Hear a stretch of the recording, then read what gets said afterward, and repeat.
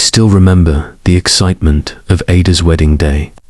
It was supposed to be the happiest day of her life.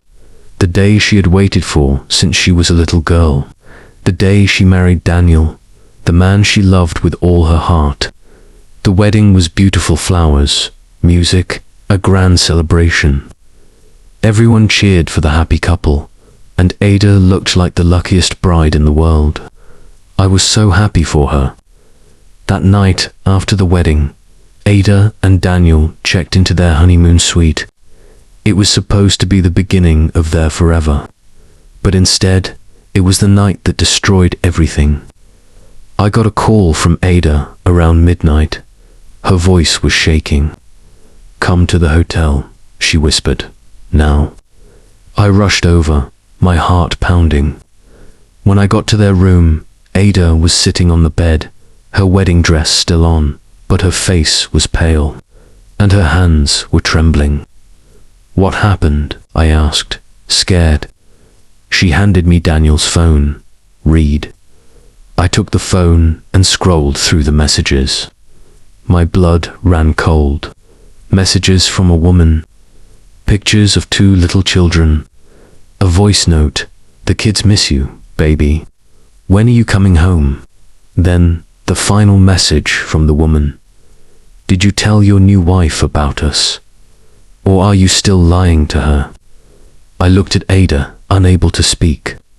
Her husband, the man she had just married, had a wife and children, and she had found out on their wedding night.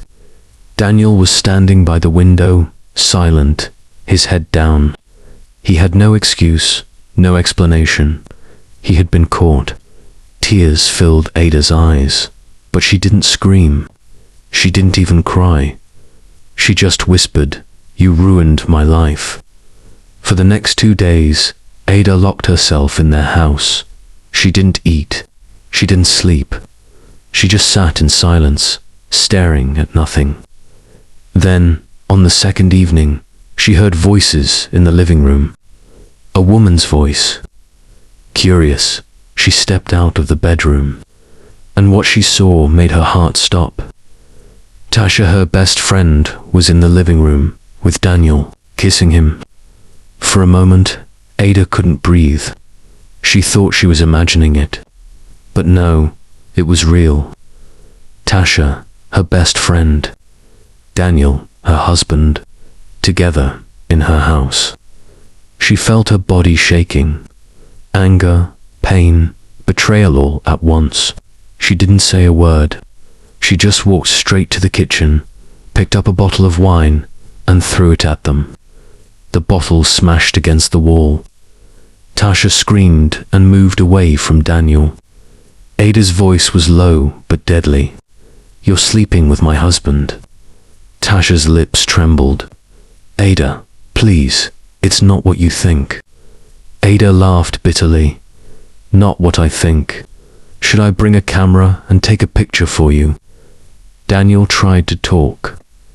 "Ada, I can explain." But Ada wasn't listening.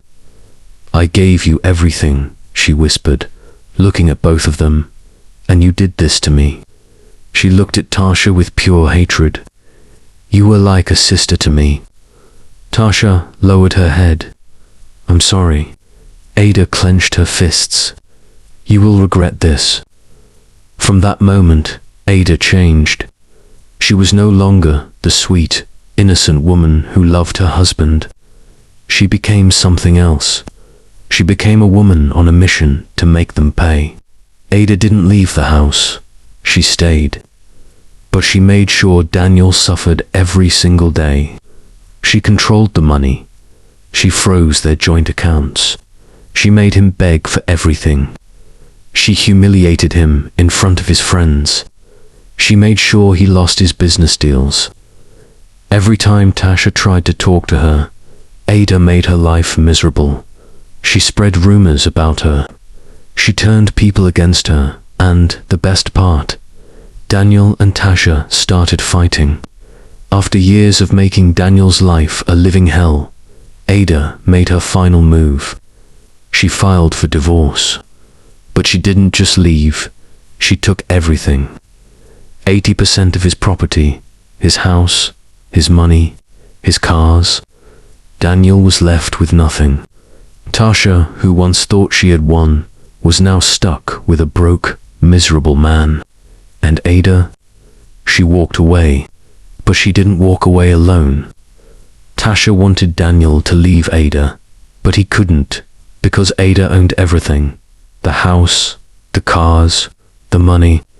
For years, Ada made sure they suffered. But she wasn't done yet. Through all the pain, there had been one person who was always there for Ada. David, Daniel's best friend. David had been there when Ada cried. He had supported her when she had nothing left. He had helped her rebuild her life. And in the end, Ada realized he was the man who truly loved her. 1 year after her divorce, Ada got married again. This time, not to a liar, not to a cheater, but to a man who valued her. And for the first time in a long time, she was happy. Years later, Ada had moved on. She had a good marriage, a beautiful home, and peace in her heart. One day, she got a message from Tasha. "Can we meet?"